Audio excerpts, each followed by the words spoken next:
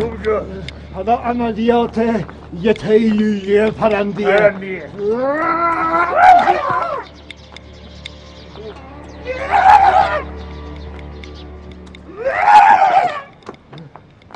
سلام علیکم. اسکول. خوشبختم، منم نیما زنده کریمی هستم. چقدر خوشحالم تو این سن به ورزش اهمیت میدی. بالاخره باید این انرژی کاذب را یک جا تخلیه کنی دیگه. بله واقعا کاذب فرمودی. بدی برو اونا چرا بردار بیار من بذارم نصفش کنم. بدی برو اسکول.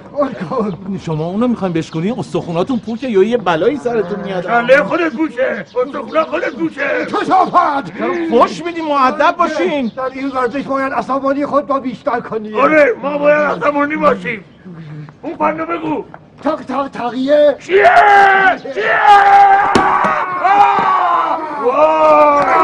وای چیکار کردم؟